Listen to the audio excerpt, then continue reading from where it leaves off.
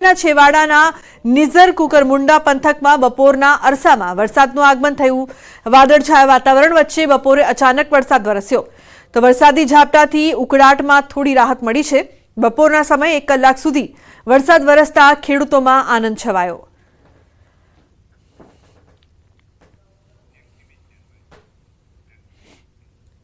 तो द्वारकाना दरियामां भारे करंट जोवा मळ्यो छे। दरियाकांठे 8 થી 10 फूट ऊंचा मोजा उछळ्या।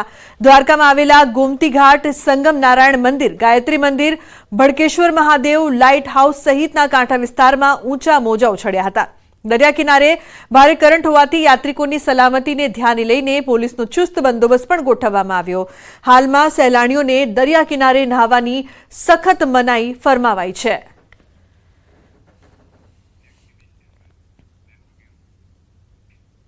तो ચોમાસુ हाल दक्षिण गुजरातना समुद्र कांठे स्थिर थई गयुं छे। सौराष्ट्રના વિસ્તારોમાં મેઘરાજા મન મૂકીને વરસી રહ્યા છે।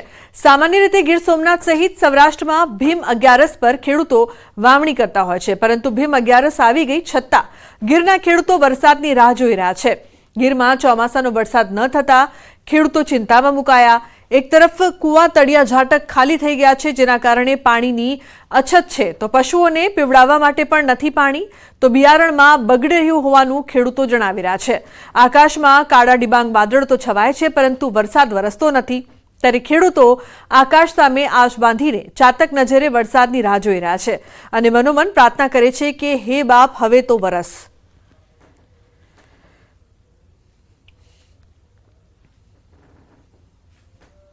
વરસાદની રાહ જોઈને જ બધા બેઠા, કેટલા જણાએ કોરડા ભાયેલા તોય પણ પાણી વયા ગયા તો પાણીનું પૂરું થતું નથી, એટલે વરસાદને કારણે વાવણી ખાસ જરૂર છે। પોર તો બધાએ વવાઈ ગયા હતા અને ઓણ બધી વરસાદને કે બેઠા છે। વરસાદના અભાવે ગીરના ખેડૂતોમાં ચિંતાનું મોજું ફરી વળ્યું છે, ત્યારે હવામાન શાસ્ત્રીઓ શું કહે છે તેના પર ખેડૂતો મદાર રાખીને બેઠા છે। જ્યાં જૂનાગઢ કૃષિ યુનિવર્સિટીના હવામાન શાસ્ત્રીનું કહેવું છે કે સિસ્ટમ ધીમી પડી છે। આગામી 27 જૂન સુધીમાં ચોમાસું સમગ્ર દક્ષિણ ગુજરાત અને સૌરાષ્ટ્રમાં પહોંચી જશે। જૂન મહિનાના અંત ભાગમાં વાવણી લાયક વરસાદ પડી શકે છે, ત્યારે ખેડૂતોએ હજુ રાહ જોવી પડશે।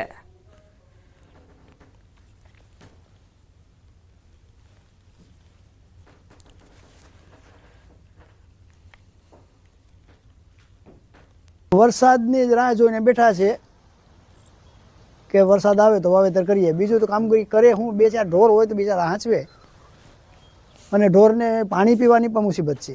અમુક કૂવામાં તો બિલકુલ પાણી જ નથી। ચોમાસું આગળ વધશે, 27 જૂન બાદ આગળ વધવાની શક્યતાઓ છે, એટલે 27 જૂન બાદ હળવાથી મધ્યમ વરસાદની શક્યતાઓ સૌરાષ્ટ્રના વિસ્તારોમાં જોવા મળી શકશે અને જે વરસાદ વાવણી લાયક છે એ 27 જૂન બાદ મળે એવી શક્યતાઓ રહેશે। તો ચોમાસું વહેલું બેસવાની હવામાન વિભાગની આગાહી બાદ અરવલ્લી જિલ્લામાં પ્રથમ વરસાદ વરસ્યા બાદ ખેડૂતોએ ચોમાસું વાવણી કરી છે। કેટલાક વિસ્તારોમાં ખેડૂતોએ ચોમાસું પાકમાં મગફળીનું વાવેતર પણ કરી દીધું છે, પરંતુ વાવેતર બાદ વરસાદ ખેંચાતા ખેડૂતોની ચિંતા વધી છે। સમયસર વરસાદ નહીં આવે તો બિયારણ નકામું જવાની ભીતિ ખેડૂતો સેવી રહ્યા છે। આકાશી ખેતી કરતા ખેડૂતો વાવેતર બાદ આકાશ સામે નજર માંડીને વરસાદની રાહ જોઈ રહ્યા છે।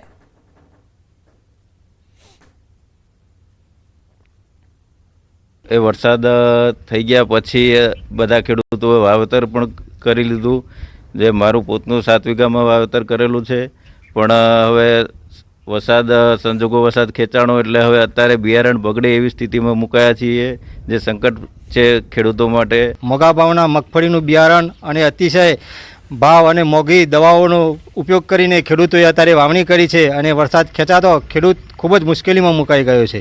અને જો વરસાદ 10 દિવસ લેટ આવશે તો બિયારણ એ નિષ્ફળ જાય એવી પરિસ્થિતિ અત્યારે હાલ સર્જાયેલી છે। અરવલ્લી જિલ્લામાં 2 લાખ હેક્ટર ઉપરાંતમાં ખરીફ પાકનું વાવેતર કરવામાં આવ્યું છે। ખાસ કરીને મકાઈ, મગફળી, કપાસ સહિતના પાકોનું વાવેતર કરવામાં આવ્યું। દ્રશ્યો તમને બતાવી દઈશ કે મગફળીના ખેતરમાં હાલ ઉપસ્થિત છે આપણે દ્રશ્યો જોઈ શકો છો કે જે પ્રકારે વાવેતર કરવામાં આવ્યું 10 દિવસ થઈ ચૂક્યા છે। આ સંજોગોમાં 10-12 દિવસ અગાઉ જે વરસાદ ઝાપટું પડ્યું, વાવેતર કરી દેવામાં આવ્યું, આશા એ કે હવે વરસાદ પડશે, પરંતુ ઉપર કાળા ડિબાંગ વાદળો છે, પરંતુ વરસાદની એક ટીપું પણ અહીં પડતું નથી.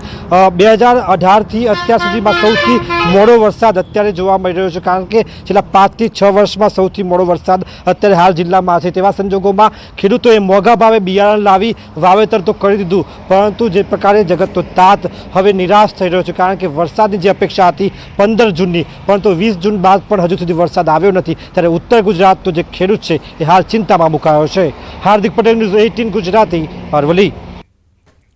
તો ખેડામાં ન્યૂઝ 18ના અહેવાલની ધારદાર અસર જોવા મળી છે. જિલ્લા પ્રાથમિક શિક્ષણ અધિકારી શેખપુરા પહોંચ્યા. તાત્કાલિક બાળકો માટે વૈકલ્પિક વ્યવસ્થા કરાઈ. સપ્તાહમાં મકાનનું કામ ચાલુ કરવામાં આવશે તેવું કહેવામાં આવી રહ્યું છે. ગામમાં હાલમાં બાળકોને બેસાડવા માટે વૈકલ્પિક વ્યવસ્થા કરવામાં આવી છે.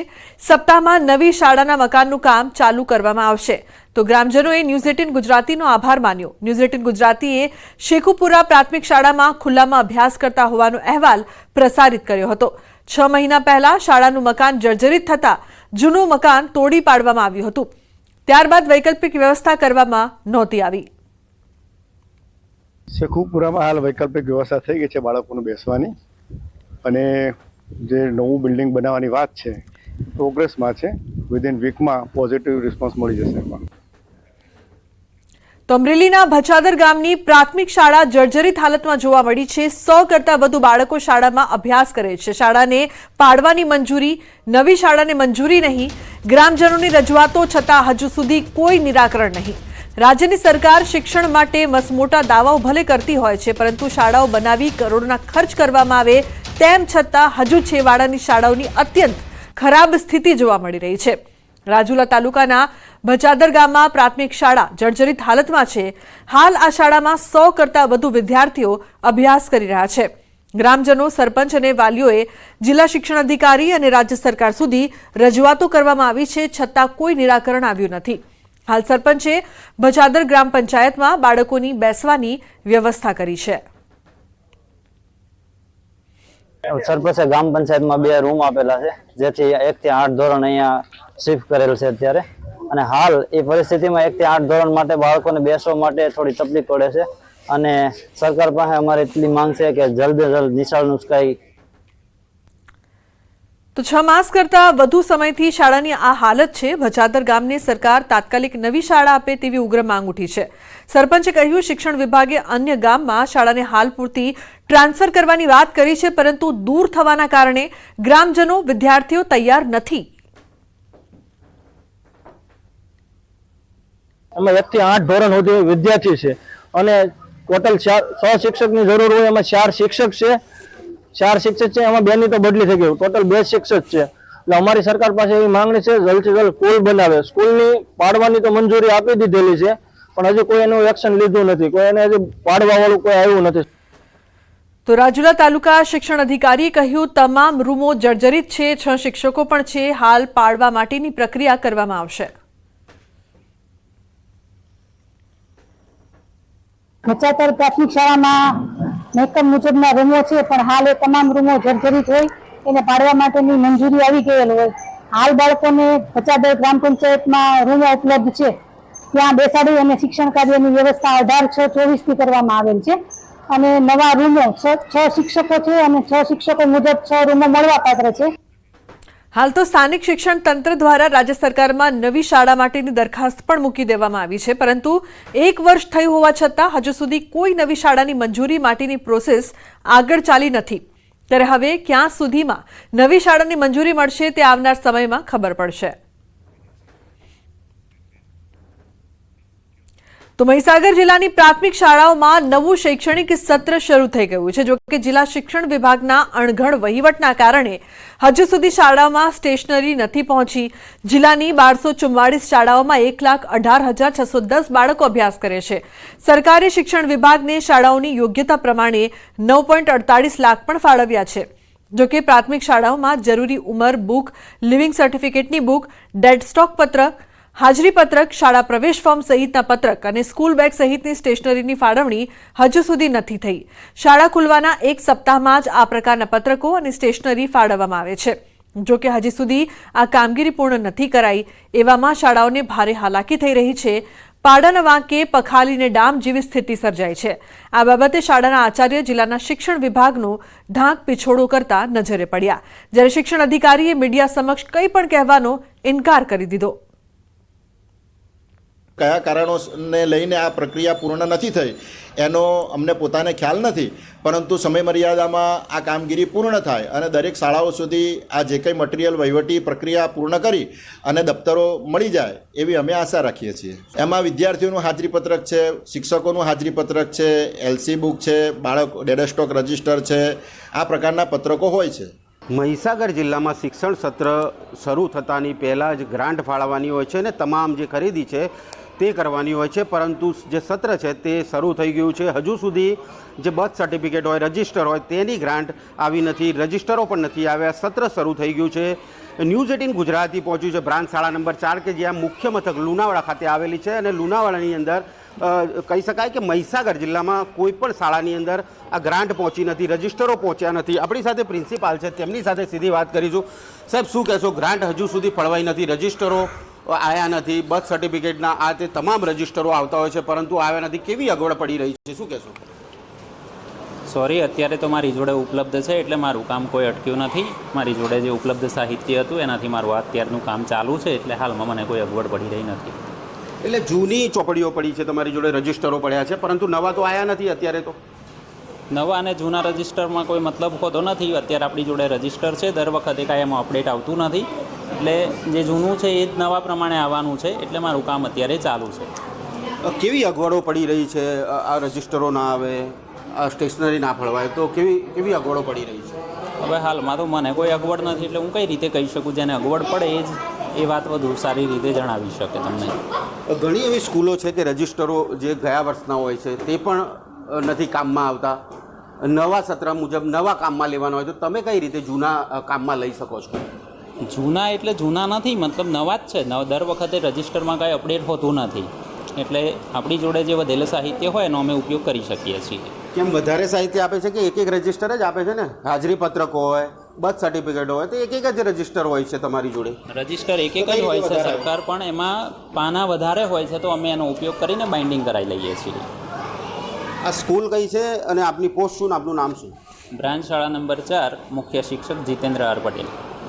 જી બિલકુલથી આ હતા પ્રિન્સિપાલ કે જેઓ કહી રહ્યા છે કે અહીંયા સ્કૂલની અંદર હજુ સુધી ગ્રાન્ટ આવી નથી, પરંતુ જે જૂના રજિસ્ટરો અને એ બધું પડ્યું છે તે કામ ચલાવવું કરી રહ્યા છીએ, પરંતુ હજુ સુધી ગ્રાન્ટ ફળવાઈ નથી. હજુ સુધી જે રજિસ્ટરો કહી શકાય, હાજરી પત્રકના રજિસ્ટરો કહી શકાય, વિદ્યાર્થીઓના રજિસ્ટરો કહી શકાય, શિક્ષકોના રજિસ્ટરો કહી શકાય, બર્થ સર્ટિફિકેટ કહી શકાય, આવી અનેક જે સ્ટેશનરી હોય છે તે હજુ સુધી આવી નથી. કહી શકાય કે ક્યાંક ને ક્યાંક તકલીફ પડી રહી છે, પરંતુ શિક્ષક છે તે પોતાનો સ્વબચાવ કરી રહ્યા છે, શિક્ષણ વિભાગનો સ્વબચાવ કરી રહ્યા છે. ત્યારે કેટલાક શિક્ષકો માંગ પણ કરી રહ્યા છે કે જલ્દીથી જલ્દી સ્ટેશનરી આવે જેથી કરીને અગવડ ના પડે. મિતેશ ભાટિયા, ન્યૂઝ 18 ગુજરાતી, મહીસાગર. તો અમદાવાદ ઉદયપુર નેશનલ હાઈવે 8નું કામ હજુ પૂર્ણ થયું નથી, ત્યાં જ રોડની હાલત ખખડધજ થઈ ગઈ છે. નેશનલ હાઈવે નંબર 8નું 4 લેનમાંથી 6 લેનમાં રૂપાંતરણની કામગીરી છેલ્લા 6 વર્ષથી ચાલી રહી છે, જેમાં લગભગ મોટા ભાગનો રોડ તૈયાર થઈ ચૂક્યો છે, પરંતુ હિંમતનગર અને પ્રાંતિજ શહેર પાસેથી પસાર થતા હાઈવે પર અનેક સમસ્યાઓ વાહન ચાલકોને સતાવી રહી છે. હિંમતનગર શહેરના સહકારી જેન, મોતીપુરા અને પ્રાંતિજ શહેરો પાસે આવેલા ઓવરબ્રિજ લાંબા સમયથી અધૂરા પડ્યા છે, જેને લઈને હાલ તે અનેક સમસ્યાઓ નિર્માણ પામી છે. એટલું જ નહીં, પરંતુ હાઈવે પર પણ અનેક જગ્યાઓ ઉબડ-ખાબડ રોડ તેમજ ગાબડા પડવાના કારણે વાહન ચાલકો હેરાન પરેશાન થઈ રહ્યા છે. નવા રસ્તા પર ખાડા પડવાથી અનેકવાર અકસ્માતો પણ સર્જાય હોય છે. અનેક રજૂઆતો બાદ પણ હાઈવે ઓથોરિટીનું તંત્ર આંખ આડા કાન કરી રહ્યું હોવાનો સ્થાનિકોનો આક્ષેપ છે.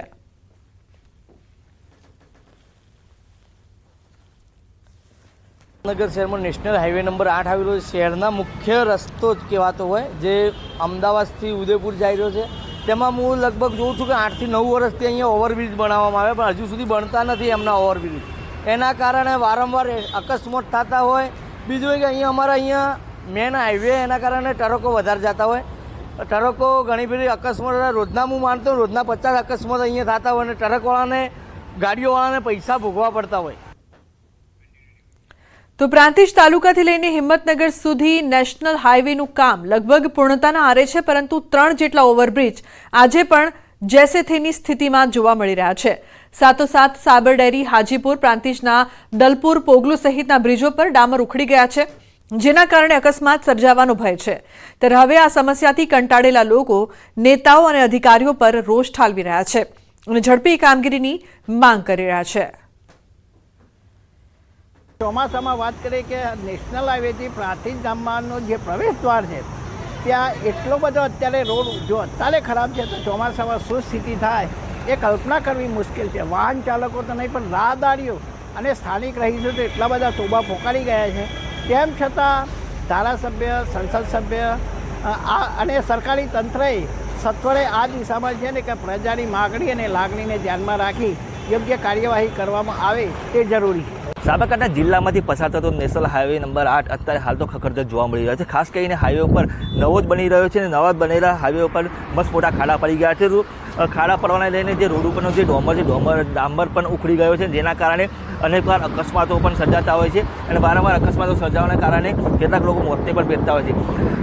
સ્થાનિકો દ્વારા અને વાહન ચાલકો દ્વારા અનેકવાર રજૂઆતો કરવામાં આવી છે, છતાં પણ તંત્રનું પેટનું પાણી પણ હલતું નથી। વાત કરવામાં આવી છે જે આ 3 બ્રિજ છે, 3 બ્રિજ હિંમતનગર, પ્રાંતિજ અને સહકારી, આ 3 બ્રિજ પણ હજુ સુધી બન્યા નથી। તેના કારણે અનેક રજૂઆતો કરવામાં છતાં કેટલાક લોકોએ આંદોલન પણ કર્યા હતા, પરંતુ હજુ સુધી બ્રિજ બન્યા નથી। તો આ ઉપરાંત જે સ્થાનિકોને જે સર્વિસ રોડ છે, સર્વિસ રોડ પણ યોગ્ય ગુણવત્તાવાળો મળ્યો નથી, તેના કારણે પણ લોકોમાં રોજ જોવા મળે છે। ખાસ કરીને લોકોને એક જ માંગ છે કે જલ્દીમાં જલ્દી નેશનલ હાઈવેનું કામ પૂર્ણ કરવામાં આવે અને લોકોને સારો રોડ મળે તેવી તો લોકો અત્યારે હાલ તો માંગ કરી રહ્યા છે।